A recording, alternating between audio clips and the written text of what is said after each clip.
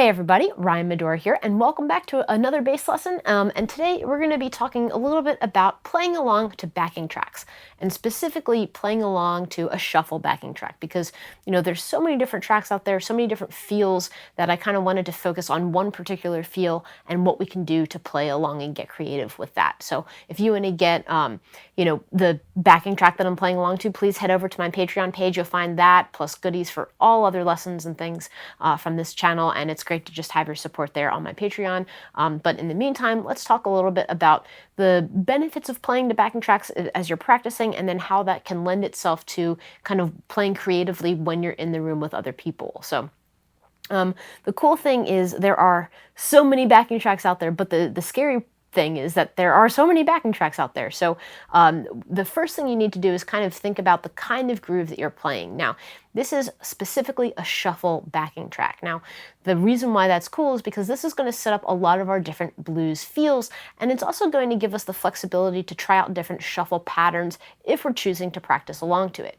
Now, the important thing about this backing track thing is you want to listen to hear the general time, like how fast or how slow it is, the tempo, and then what the groove is, and then kind of think about the way you listen to the drums so that it influences what you play on the bass. And that relationship between bass and drums is so crucial that we want to be aware of what the drummer is doing, because it will help us play better. So one important thing about a shuffle feel is that it's not a straight time thing. It's not going to be like 1 and 2 and 3 and 4 and. It's going to have a shuffle or like an underlying triplet feel. And we're going to feel those eighth notes, those shuffled eighth notes, as 1 and 2 and 3 and 4 and 1 and 2 and 3 and 4. So these are going to be shuffled eighth notes, and we're going to get that from our hi-hat. So if you're listening to this drum track and you're thinking about how to play along to this shuffle, those eighth notes, that subdivision that we're going to get is going to come from the hi-hat. So we're going to get that 1 and 2 and 3 and 4. We're also going to have to be aware of where our downbeats and backbeats are. So typically with a shuffle feel like this, we're going to have our backbeats, meaning we're going to hear a snare hit on beats 2 and 4, and then we're going to have our downbeats on 1 and 3. So if you think about it, you're going to have like kick, snare, kick, snare. Now, it might not always be that kind of like cut and dry where you play exactly one snare on 2 and 4 and exactly one kick on 1 and 3. It might be a little different, where you might have a little bit more movement, especially from that kick drum. And you might have something like 1 and 2 and 3 and 4.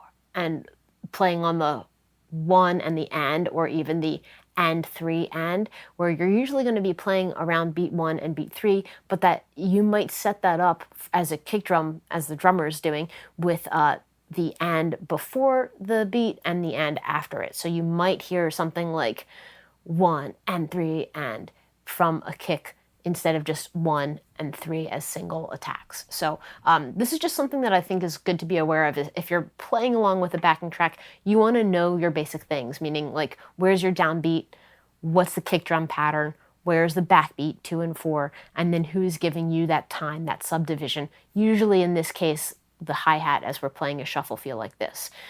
So now that we kind of talked a little bit about what the drum beat is doing, we want to think about how that can influence what we play on bass. So the cool thing is there are a lot of different shuffle patterns that you can choose from. You can do a walking shuffle where you're doing something like this, where I'm playing root, third, fifth, sixth, 1, 3, 5, 6, but I'm playing the eighth notes. And in that way, I'm kind of mimicking the feel of what we're getting from that hi-hat subdivision.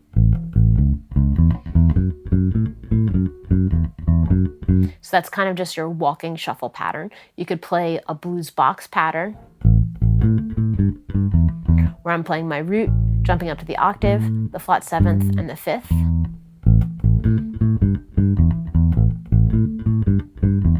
But again, I'm keeping those eighth notes.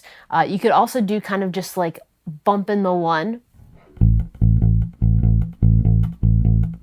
where you can kind of hear I'm adding some nice definition to the notes, some shorter notes, some longer notes, but I'm really still going with that 1 and 2 and 3 and 4, that kind of feel. I can add some walk-ups.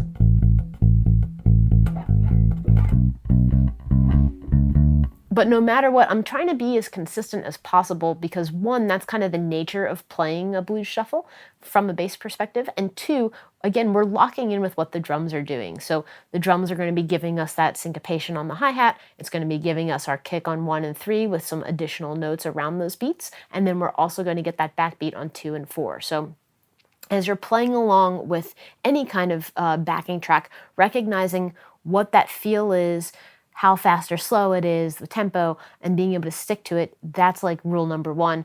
Rule number two is knowing that like you can get creative, you can play a lot of different bass lines over a particular drum track, and even in something like this, I have a lot of different shuffle feels that I can pull from. I can, add a lot of transitions, and I can kind of play through the 12-bar blues form as I like with a little bit of mix and match approach here. So I can either stay consistent and use like the same kind of shuffle pattern throughout the whole thing, or I can give myself a little creative license and kind of play through different things where, maybe on the 1 chord the first time I just kind of bump the root, then I go to the 4 chord and I do a walking shuffle pattern, then I come back to the 1 and I might, play the box.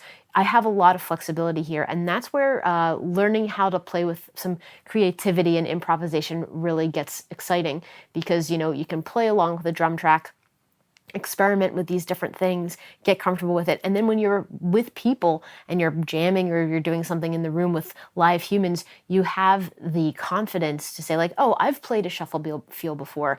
I know what my options are. I can go in and kind of get creative with what I choose to play, or I can respond to what I hear somebody else playing. If you hear a guitar player do a particular shuffle pattern, you say, oh, I know what that is. I can match that.